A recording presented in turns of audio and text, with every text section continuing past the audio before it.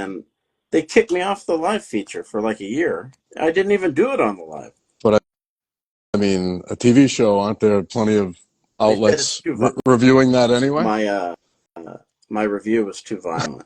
Is what The series is too violent. How I about mean, that's that? Forget the gonna happen. review. Yeah. So James here, he is an executive with Semaphore Entertainment Group and the early Zuffa era.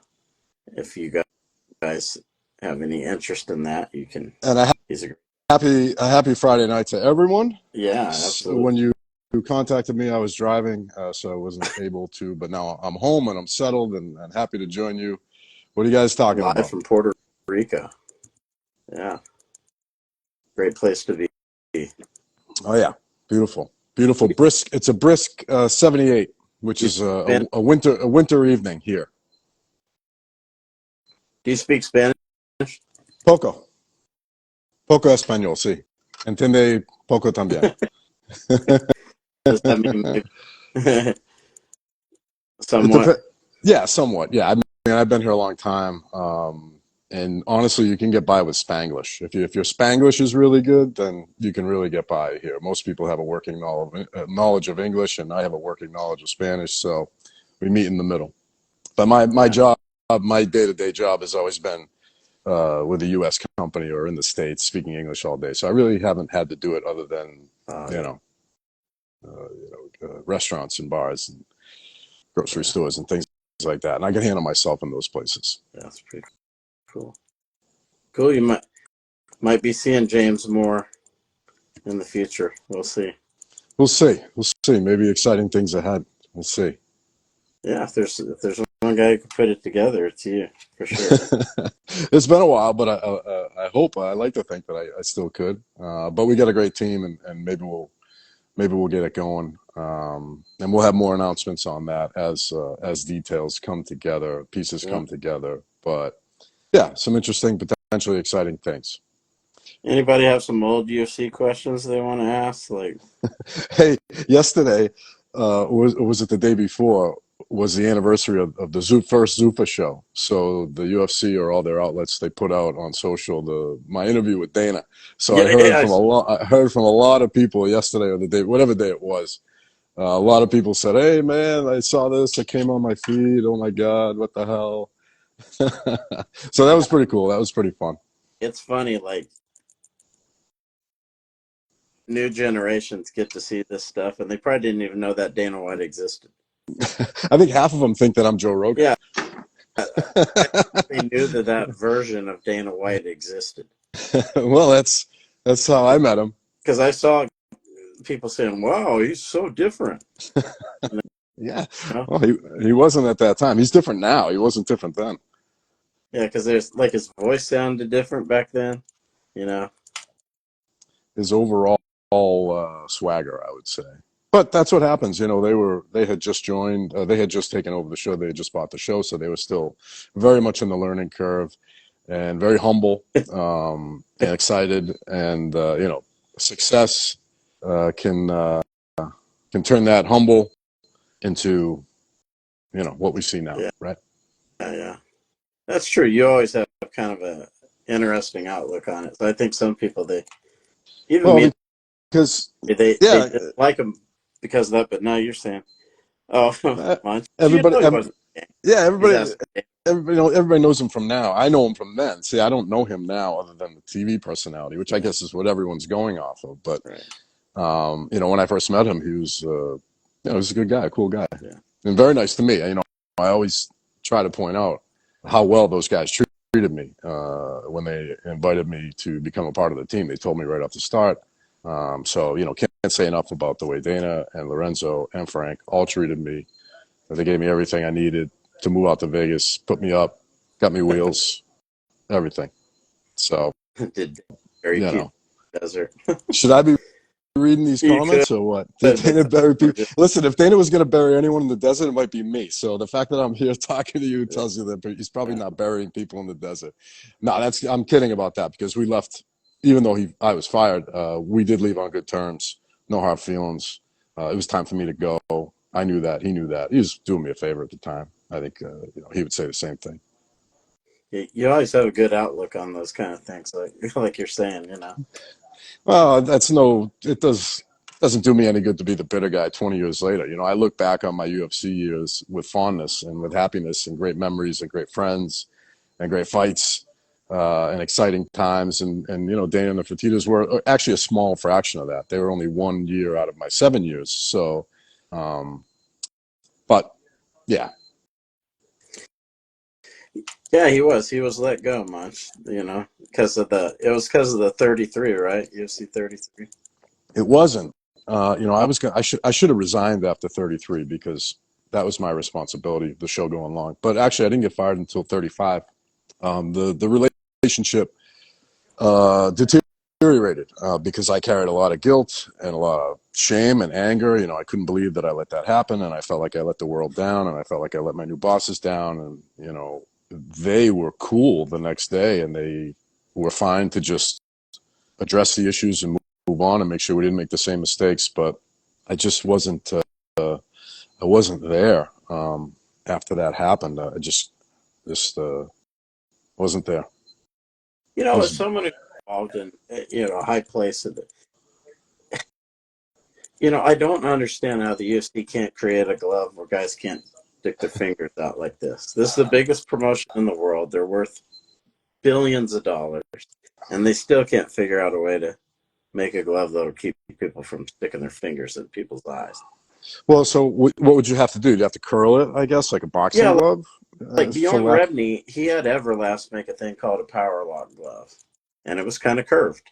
And he did Mhm. that in 2008. But does that work Had against the money. grappling and jujitsu and No, ground fighting at all? Bellator could still grapple and do that kind of stuff. I don't think it affected, but I just don't see how the UFC can't address this. It's like there must be something about. How much of an issue is it? Is it prevalent or is it Yeah, here and there?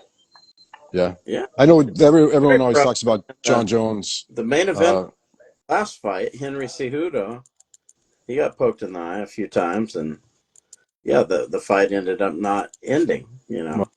oh, that's no good. And I'll tell you what, from a promoter standpoint, you don't want that happening.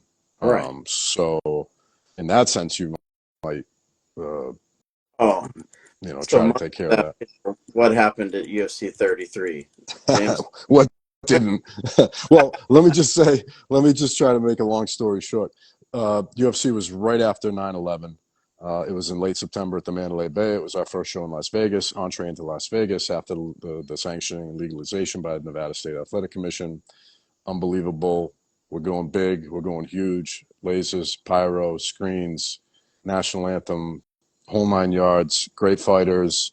And then every fight went the distance.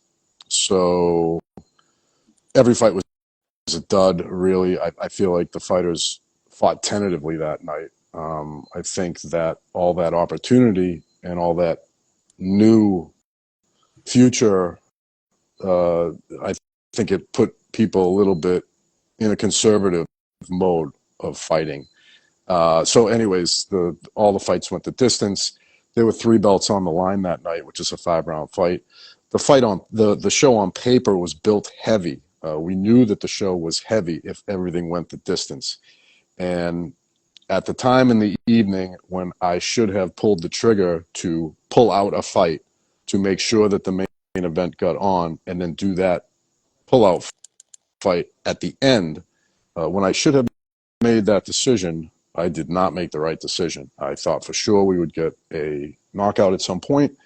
I didn't want to pull out a fight. I wanted the fight. I wanted the show to go as scheduled, and I just made the wrong decision.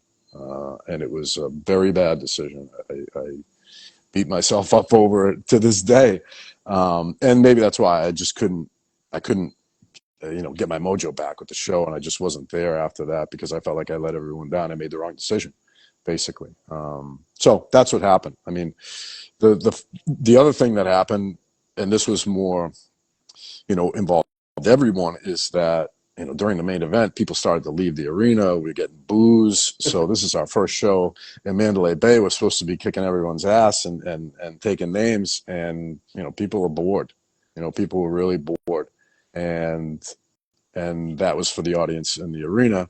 For the audience at home, the pay-per-view window closed, and they missed the last few minutes of the main event, which was also a shit fight. They were all shit fights that night. That's the other thing.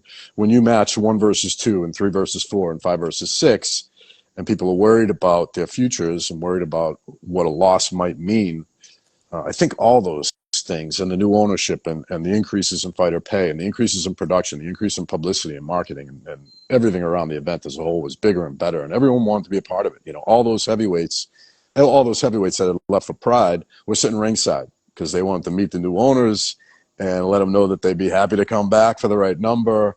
And so, what should have been a triumphant night was a terrible night. So go the fights, so go the show. And the fights were awful. And obviously from a pay-per-view standpoint, the show went long, which should never happen. And it was my job to make sure that that does not happen. And I rolled the dice in Vegas and lost. So, yeah. You put on a swing fight that didn't need to be. No, it was there was a swing fight. It was scheduled. It was a Chuck fight. That's another thing, is Chuck was a swing fight. Chuck was one of their boys. They were fired up for Chuck. Chuck was fired up. He was ready. I'm looking in the monitor. I can see Chuck hitting the bags, ready to go. And I'm saying to myself, do it, don't do it, do it, don't do it. Fuck it. Someone's going to knock somebody out. Because in my 40 shows that I had done, sooner or later you get a knockout, or you get a submission, you get a quick tap or something. And all we needed was, a first or second round ending, and everything would have been fine. It was that close. But I made the wrong decision, is what happened. And I was the executive in charge of production in the truck. It was my call, and I did not make the right decision. So I think what he means is, so what does a promotion do to avoid that now? Oh, well, you bail. If you're starting to run long, you get rid of everything, and that's the thing. When you start to run long, everything, no, we're not going to have this fight on. No, well, you pull out a fight, or you can, and you get rid of all the features, maybe even some of the tail of the tape, and all the little things that take time. You start to picture yourself in a boat that's taking water. You grab your bucket and you start to empty out the boat as best you can. But if I move that Chuck fight to the end of the night, we still get to see the main event, which means we're not in trouble with anyone. Maybe that final fight gets cut off, or we probably wouldn't have even run it during the time allotted, whatever would have been left. But the idea is you got to get the main event right, because you've advertised Tito versus Vladdy. You've got to get that fight on, and that's the main event. In theory, that's what everyone's tuning in for. And when that fight does not air in its entirety, then you have issues. If an undercard fight does not air for whatever reason, you don't have issues, or at least there's no recourse for the customer, and you don't catch hell from the pay-per-view distributors. So, yeah, I mean, it was I didn't make the right decision. I had faith that we were going to get a knockout at some point. There was nothing. I couldn't believe that all, I don't know, was it 6 or 7 fights were going to go the distance. But they did. They did. Other than that, if you watch the show, it's a beautiful show. the fireworks and the lasers and the entrances and the music, and it's a kick-ass show. But the fight sucked, which means the show sucked, sadly. But yeah, that was the beginning of my kind of losing my my spirit, losing my spirit.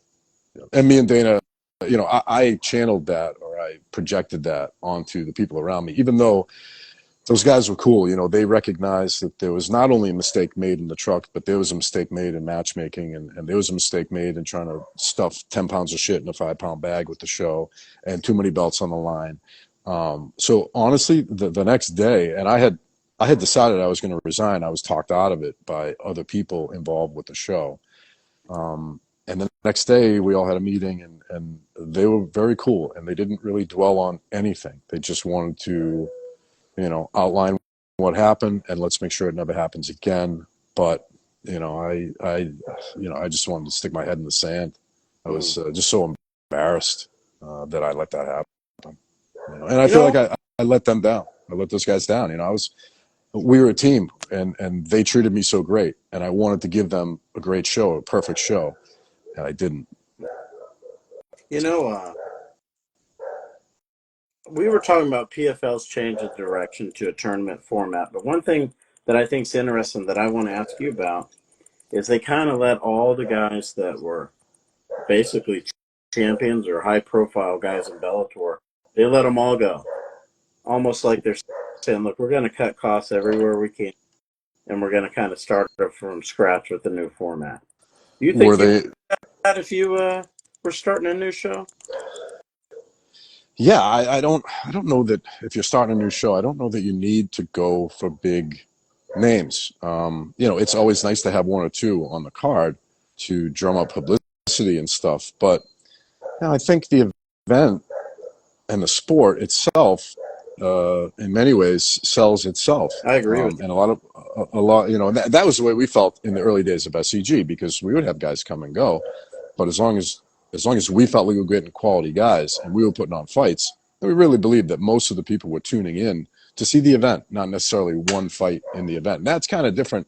That's how we felt the differentiation from boxing. Because in boxing, everyone's showing up for the main event. People don't even go to the arena to see the undercard. Yeah. But in the old days of the UFC and mixed martial arts, I feel like the fan base just wants to see the sport, especially live. So, yeah, I don't necessarily believe that you need a stacked card every card. Obviously, it's good to have a main event. This is the fight game. It's great to have a name that can bring publicity and create buzz and interest. But in the end, I think people just want to see people fight. So in the end, they want to see someone who's technically skilled on the ground, or they want to see someone get punched in the nose. That I don't think changes. I don't think that has changed. So I'm a big believer in the sport as a whole, as opposed to big names. Now, that said, Ronda Rousey, Conor McGregor, these fighters like this are driving insane buy rates and insane dollars and creating publicity opportunities all over the place and every medium, all over the world. So there's no substitute for an incredible star. And really, you're in the business of making stars, right? You want someone to fight on your show. You want them to do well. You want to highlight them in the next show or another show, and you want them to become stars so they can attract eyeballs. So, I guess maybe what I'm saying is a little bit contradictory, but I believe in the sport attracting fans. I also believe in stars. I think two things can be true at the same time. But I think PFL's direction makes sense because I was telling people, I watched a show about Eric Bischoff when he took over for WCW, and one of the things he said was he cut costs everywhere he could possibly cut costs.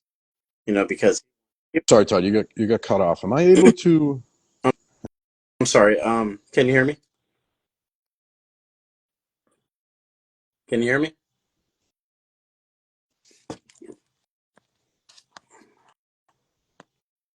One second.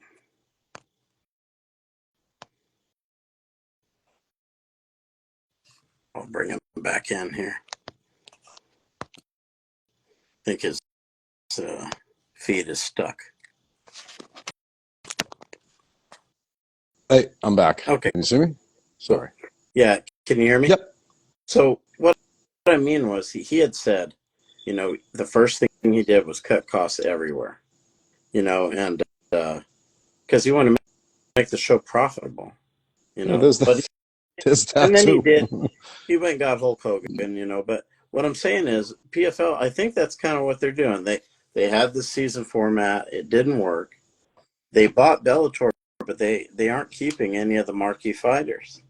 So I think, although I don't understand why you buy Bellator if you're not going to keep any of the marquee fighters, but Well, I mean, it can only mean they didn't want to pay him because they bought. In theory, if you buy the show, you get those contracts and the people that are inside them. Um, but at a certain point, you have to evaluate your talent too, right?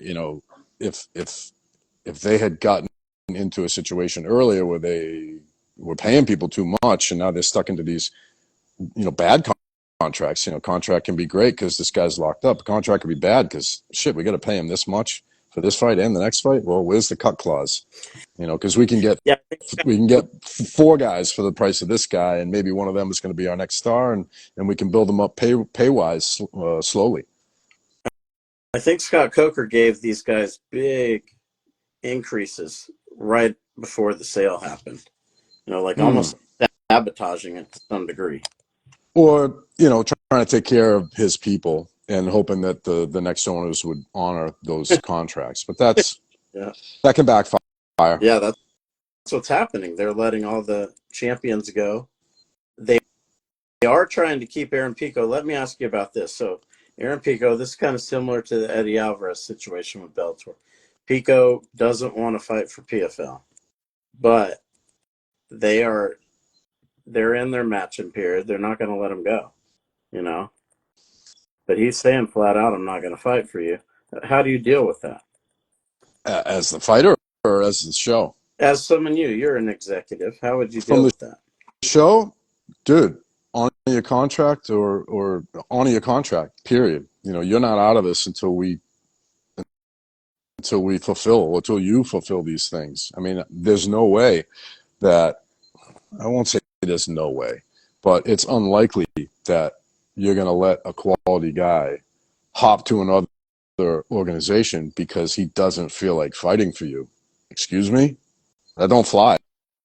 You felt like fighting me a year and a half ago when you signed this piece of paper, and now you don't. Sorry, this is pro sports, and you're a free agent whenever this thing's up. So fulfill your contract and then go do what you want to do. That's what I would say to that. You would. I mean, his contract is up, but he's in a matching period, and I think Oh, it's like a year. I think it's a year long, well, And look, I don't want to fight for the PFL. I don't want to lose a year off my career, you know. um, But he did yeah. ready to do that if that's what has to be done. Again, we're back to you knew the terms of the deal when you signed it. You knew this was a potential. So I don't have too much sympathy for that situation, Right. because in theory, it's the PFL that made him what he is and will allow him to dictate his next paycheck with another organization. Is the work you did on my show, and you don't feel like fighting on my show. You're not even going to let me, uh, bid or match or I don't know the details, obviously, but and we've talked about this. The brand has to protect itself, and fighters are allowed to hop according to the terms of their deal. So, I'm always going to side with the show in that situation, just because we signed a deal, and you would expect us to uphold our end of it, and we're going to expect you to uphold yours. And there's no secrets, The no thing secrets here. about Pico though was he was bought from Bellator. He Oh, okay, was a Bellator deal. He never fought in the PFL. right, right. But in theory, Bellator is now the PFL. Right, and he's saying, "Look, I want to go to the UFC. I'm not gonna sign with PFL." And they're saying, "Well, you're in a matching period, and we're not letting you go." Too bad. Yeah, they can do that, and Yeah, he knows they could do that. He knows they could do that. These situations can be tough because you got to sympathize with the fighter because obviously his window is short and he's trying to get what he can. But he signed a deal, and if the management wants to keep him or wants to match, they have that right. It's written in black and white, and we both signed it. So, you know where I stand on that kind yeah. of stuff. Bjorn Rebney, he tried to take Eddie Alvarez to court over the same thing. He said we matched this deal from the UFC, and Eddie Alvarez is saying you can't possibly match it. You aren't even on pay per view. You know. Well, again, who knows? Who would claim that if it were not true? Especially if proceedings were going to be brought. That's not a bluff you're going to win, and that's easy. It's easy to find out if the proposals are matching or in the same neighborhood. Right. But that just because the UFC's on pay per view doesn't mean they're paying an arm and leg to everybody. That should be understood. I don't know what the undercards make these days, but I would assume it's not a ton. No, Um, I'm saying Alvarez was already a championship level mm, fighter. oh, okay, okay. You know, So, he was well, champion in Japan. He had fought for the title in Bellator. You know, he was already a championship caliber fighter at that time. So he well, was then you're saying, "Look, I can fight on pay per view in the UFC, and I can't here. There's no way you can match the contract." well. They might be able to match the front end, Right. because that the pay per view X factor may affect the front end, but it definitely affects the back end. Uh, and that back end may not be part of the match clause situation. Yeah. Um, and especially, and maybe that's probably how the UFC might get away with keeping guys low is you make the back end bigger. Hey, if we do well, you do well, right? But this is what we can give you up front. Mm, yeah. That makes I mean, sense. that's a good way to keep fixed costs down and and have profit sharing with your talent. Mm. So, like the bonus structure the UFC had, you compare that to profit sharing? The knockout bonuses and stuff like Yeah, yeah, that. yeah. No, I don't think that's not profit sharing because that has nothing to do with viewership. That Right. has to do with excitement, and that has to do with more incentivizing the guys to fight their ass off and not be conservative and fucking go for it. Um, I told you the story about Fry. He wanted knockout bonuses back in the mid '90s, and I thought it was a great idea because it makes guys go in there with maybe a little bit more intensity and a little bit more incentive to let it all hang out, which is what we all want. You know, he's asking here, how would the PFL make money? Let's say they're not making money right now, apparently. How We're could they get a promotion that's not making any money to be profitable? How do you do that? You raise money, you get people to invest because TV Right. rights TV rights don't pay shit anymore because of all the streaming and the online platforms that are basically free. Their hope would be through investment, grow the event to the point where they can get on pay per view or can get some sort of pay TV, some sort of TV deal that is not, you know, Triller or whatever it is. The They're TV on rights. ESPN just like the UFC. Oh yeah. Yeah. Well, again, TV rights can be big. They can be small. I got to believe these days for 99% of the properties out there, they're small. And it's just because they leverage the promotional aspect of the platform in bringing the attention and the eyeballs. Hey, if we get you all these eyeballs, you can start making money here or selling merch or get yourself in bet. You know what I mean? This, the gone are the days of making a ton of dough by being on regular TV or cable TV, all over the place. Um, so it's a tough grind these days because there's so much content out there and because there's so many platforms for it. Um, and if I'm the president of ESPN, I'm saying, hey, dude, I'll give you a time slot.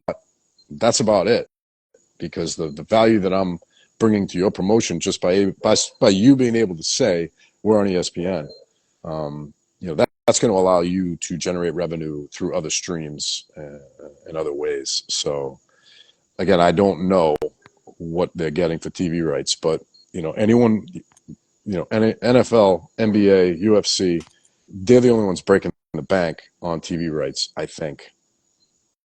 So you think the only way to make money is to raise it? I think that's one of the ways to make it, and you use that money to try to build your promotion to the point where you can get to a pay-per-view level. Right, getting on pay-per-view is obviously the goal for any combat sport. Because of the boxing model, the wrestling model, the UFC model. That's where you can really make headway financially. How do you get there is the question. Well, you've either got to have a promotion that everyone wants to see or a fighter that everyone wants to see. How do you get that? Well, you have them. raise the money, or you get the money to sign these guys, or you build something grassroots geographically, or you just start doing great fights like like Strike Force did in Northern California and stuff like that, and build it that way. I think I'm not in the game right now, so I don't know all the details, but that's my take as a outsider. Right.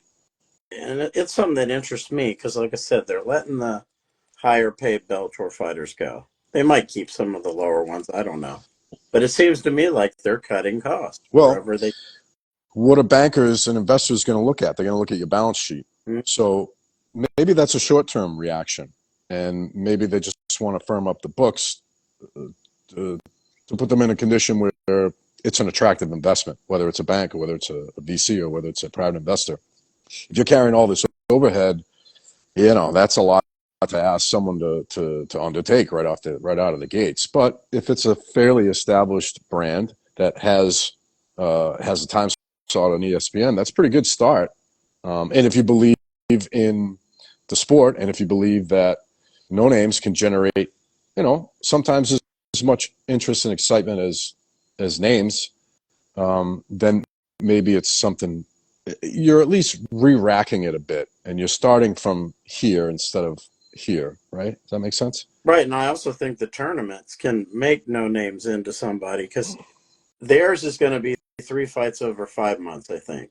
Bjorn Mm. Revney's, when he ran Bellator, is 3 fights over 12 weeks. Mm. Mm. But, the fan's going to see this same person 3 times. It's an Yeah, and that's a great way to build fighters, because there's a story there, there's a progression there, there's interest there over several shows, and you've locked them into those deals already. So the fee is the fee. You just got to deal with it at the end of the contract, and maybe it goes up, maybe it goes down, maybe they leave. Who knows? But yeah, I mean, tournaments are great. I heard you talking about those a little bit earlier, and it does kind of replace. I mean, you need the matchmaker at the start. Obviously, someone's got to put it all together. But yeah, once you're into it, the progression kind of takes over. But you still need to fill out the rest of the card, right? Because as the brackets move on, they get smaller. You got to fill up the rest of the card with other stuff. I think they're going to So run similar to what Bjorn did, where he had 2 tournaments every season. I So, see. yeah, that's how they filled the card. I mean, that's an interesting idea. Classes. Yeah, it's an interesting idea, and a good way to build story and try to get people to engage. You know, Yeah, I think a lot of fans overrate the whole star thing. I think you can generate guys through competition. You oh, can. definitely. A guy comes in, looks great. He doesn't need to talk trash or throw things at people. If you get in there and you do well and you're exciting and people dig it, then yeah, absolutely. I mean, we did that for years. Alex Pereira, Poetan. You've seen him. Yeah, I know the names. I know the Yeah. names. Not so familiar with them. He wasn't, it wasn't like he was just come in and acting crazy. He wasn't. Yeah. Yeah, and listen, the stars got to start somewhere, and they don't start off as stars. Yeah. Um, they have to prove themselves athletically in Right. competition. Yeah, So I think that's what they makes them a overpaid. star. You Yeah. Well, everyone wants to be a star, and everyone's looking at the UFC, right? That's the other thing is everyone wants to be the UFC, but there's only one UFC, and they're the only ones doing it in that way to that level of success. So you can aspire to that, and you can hope for that, but you got to understand that you're not going to get there probably anytime soon. Yeah. It's a truth. Miguel said he had a great line. I thought he said, "How long are you willing to lose money? Because you're gonna." So after I got fired from the UFC, I got a call from it was like some guy that used to work for Don King. They had money. They wanted to get into MMA. Iha, you know who Fabiano Yeah, Iha is? yeah, yeah. He called me, and it was SoCal bunch of guys. and they had this Don King money, and they wanted to do MGM Grand, and they wanted to have freestyle motocross, and they wanted to get Frank, and they wanted to take Tito away from the UFC, and they're like, oh, we're gonna do this, we're gonna do this. So they brought me in for a weekend to hear about their plans and assess the situation and make a budget for them. And so we go through the rigmarole the first day. The next day we come in, we're all sitting at this big conference table, and they're like, so James, what do you think? What are we looking at here? And I said to them, I said, are you guys ready to lose millions of dollars? And they looked at me like, that never crossed our mind. And I said, because you need to be prepared to lose millions of dollars to do what you're talking about, to do half of what you're talking about. You don't expect the return. Right. Spend. SEG did this, UFC did this. You spend, and you hope for the return, right? The pay-per-view, you hope to get on pay-per-view, then you hope that people tune in rather. And if you're talking about signing big names and doing these big, do you know what it costs to rent out the MGM for the weekend? Any idea about that? You know what it's going to cost to get Frank How or much? take Tito away? I mean, huh? How much it cost to rent the MGM? Honestly, I don't know. I wasn't doing the buildings by the time we had moved to Vegas. I stopped doing the buildings when Zuffa came on. We hired a guy named Bernie Dillon, who was specifically hired to promote the live show, and he did the building stuff. I had done that previous through SEG, but he took over that. So I was not involved in those deals. And you know, it's not always so expensive because you're doing trades and stuff. But it's not cheap, to put on a show, to put on a television broadcast, to get the cameras there, to get the TV truck there. It's not cheap. To get the fighters, it's not cheap. It's not one or two guys. You need 14 or 16 guys. So I bring this up just because it was a funny story, and they were so excited when we met on Thursday, and then on Friday I burst their bubble and never heard from them again. Yeah, I mean, because even the UFC, they went in the hole. They were almost done. Yeah, They're ready to fold.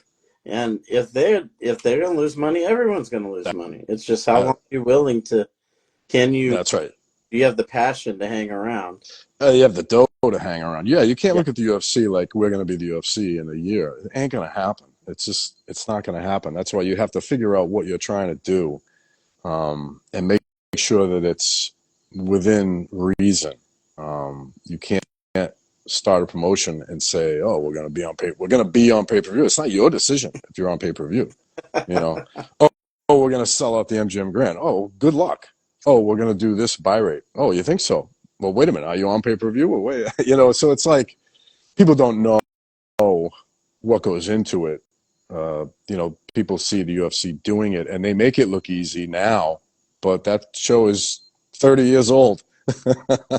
We went through a lot of pain to get to where it is now, and obviously it's humming like crazy now, but it was not like that for a long time. Yeah, and Even those when, are fans. They have the passion to stick that out. yeah, yeah, yeah, and there's been some recent shows on, and it's interesting because they talk about the Ultimate Fighter, which was obviously a turning point, but we were taking meetings for an Ultimate Fighter style reality show when I was there in 2001, and we met with major Hollywood producers trying to pitch them to do it, and networks trying to pitch them to do it, and nobody wanted to touch it. So all these doors that have been opened were opened by the UFC. They are not easy to open. Those doors in venue, from a venue standpoint, from a fighter standpoint, from a pay-per-view standpoint, from whatever. Those doors are not easy to open. People think that because the UFC has opened them and rushed through them that they're easy to get. They're not easy to get. So we were taking meetings in 2001 with trying to sell that reality show, and we used to talk about that at SEG. So that was nothing. That was not any type of anything foreign. But we weren't able to make it happen, and they weren't able to make it happen until, what is it, 2006? When is the UFC? When is the Ultimate Fighter? So, even what they what they were and who they were and the connections they had and the dough they had. It still took them years and years to convince people to do it. I thought it was just so funny because the Spike executive, was on there talking about, like, he was speaking about it with ownership and with pride. And it's like, dude, you didn't want it. The only reason you put it on is because they bought the time. He's sitting there talking about, oh, we knew it would be huge and we were so happy it was huge and we were making the show and we had the change. It's like, you said no. The only reason that show was on Spike is because the Fertittas decided to pay for the time, which was like $1 million a week. So, Yeah. Success has many fathers. Failure is an orphan. Yeah. You're always fascinating to have. I could talk to you forever. And, you need to have your own show or be on someone's show regularly. Because one of the things I like about Miguel is you can educate fans. And James, I'm James, not you, Miguel. someone like you can educate Oh, yeah. fans, in Yeah, a well, I way mean, I that can. very few people can. Well, I was there, and I went through the blood, sweat, and tears, and I went through the grind, and I was there before and after the Dana era, right? Which is interesting. But I was not around for obviously the huge success. That would have been something. But that was 5-6 years after I was let go. So Right, but there's a lot of upstart shows, and what you were just talking about, that's educational to even me, someone who's been around a long time. You know, a well, lot of there's no probably don't realize all this stuff. well in any industry, there's no substitute for experience. That's for sure. And there's a lot of moving pieces and a lot of balls in the air when you combine the fight game with live television in a live arena experience. That's a lot of shit going on, man. You're talking about 12, 14, 16 fighters and managers and agents and entourages and a lot going on. A lot of stuff. Lights, cameras, action, trucks, satellites, pyro, laser screens.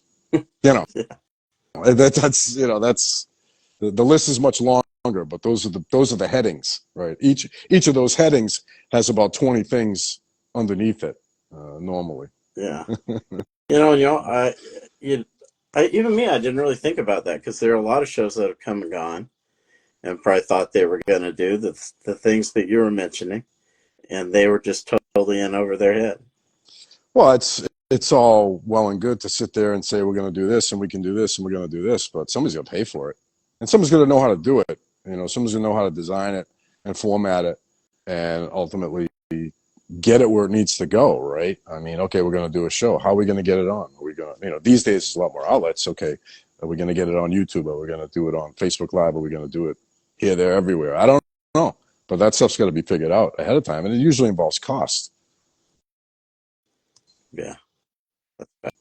Yes. Well, James, appreciate you taking the time to kind of do this impromptu. Like I said, I'm always fascinated when I talk to you. I'm serious about that. Sure, man. Call me anytime. I enjoy the chats. I do. I really do. Every time I talk to you, it's just like, holy crap, Well, that's kind. That's kind. In That's this kind that I'm position, flattered. yeah, there's not a lot of guys with your experience that come on and talk regularly about this kind of stuff. Probably no one with my Yeah, experience that comes on and talks about this stuff. yeah, No, I was around for a very unique period of time, yeah, and I was a very very I was high-ranking official during those times, so I was privy to a lot of inside dope. yeah. Well, like I said, as always, appreciate talking to you. And Likewise, Todd. Likewise, yeah, I enjoyed it. Thank you so much. yeah, until next time. All right, Everybody, dude. Peace out. check them out. Thanks a lot. Take care. Yeah. Bye bye.